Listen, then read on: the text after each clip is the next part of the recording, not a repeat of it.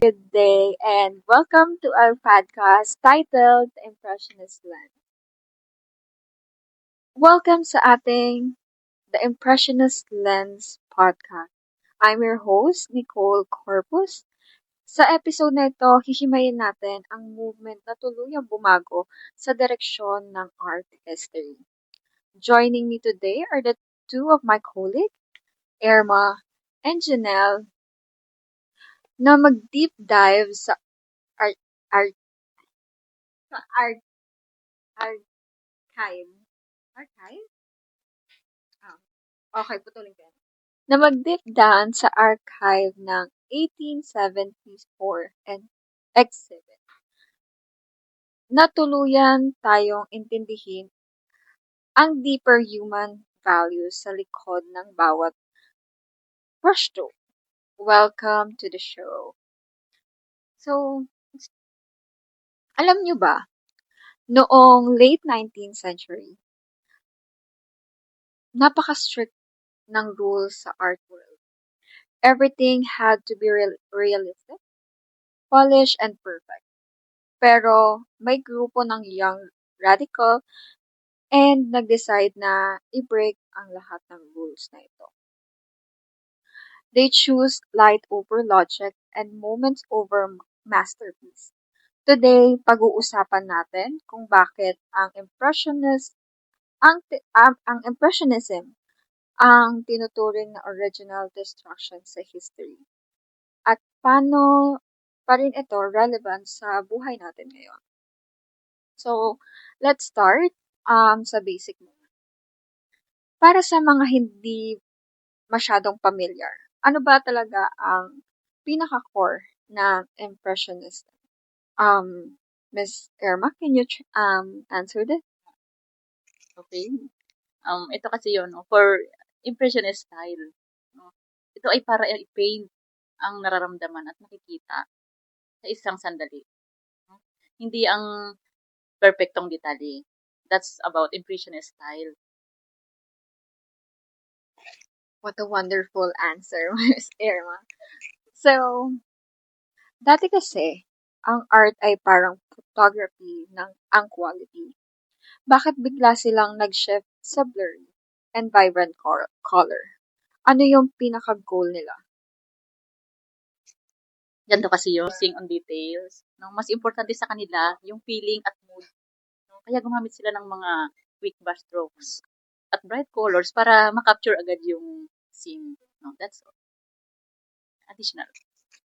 Additionally, actually, interesting din yung na-inspire sila sa invention ng camera.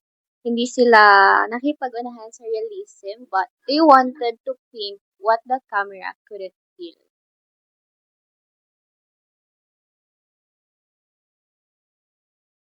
Thank you so much for that answer. Napansin ko rin na ang concept ng end-pain air. Paano nabago ang pagpipinta sa labas ng physics ng work nila? Di ba, parang napaka-chaotic nung compare sa isang controlled studio. Ma'am Irma, ano masasabi mo doon?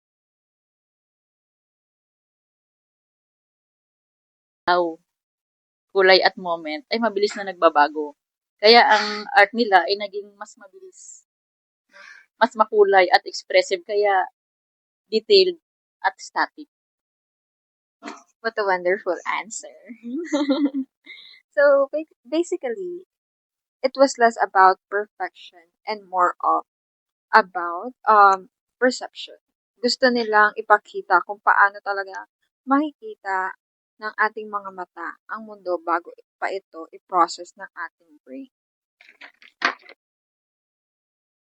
So, Miss Janelle, let's talk about the why.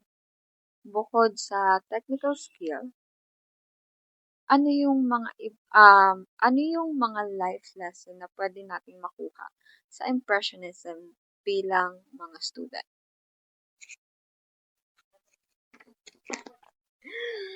So, Siguro yung pinakamahalagang lessons na makukuha natin as a student na din is yung pagiging confident and creative and yung pagiging open-minded natin.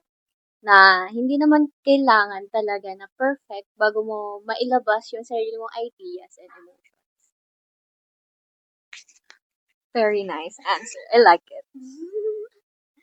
So, we live in culture na laging naghahanap ng high definition perfections sa grade or social media at pati na rin sa career. What does Impressionism teach us about the value of being unfinished or imperfection or imperfect? What you can say about that? Wow, napakahabang tanong, no? So, siguro kasi yung idea ng impressionism sa pagiging unfinished, yun yung hindi natin kailangan ma-perfect yung bawat yung image ba natin, hindi siya kailangan na, alam mo yun, perfect ka, hindi kailangan na mataas yung grades mo, yung social media mo, hindi kailangan, aesthetic, kumbaga. 'Di ba? Iba na yung way natin ng aesthetic nung lumabas yung Impressionism. Siguro, sa Impressionism din kasi mahalaga yung self-acceptance natin dahil tinatanggap nito yung hindi natin kailangan ng sobrang detalyado or perfect yung magagawa natin para matawag siyang maganda. Tapos, kasi sa kanila, ang tunay na halaga ng isang artwork is nasa emosyon and impression na ipinapakita nito. I very like your answer. So, next question for Ma'am Irma. Fascinating din ang concept ng no black shadow. So, paano nila na-handle ang darkness nang hindi gumagamit ng black paint? What a wonderful question. Thank you for that question. Sa madaling salita, gumamit sila ng deep blue at purple para gawing mas natural ang anino. Mas malinaw ang mood,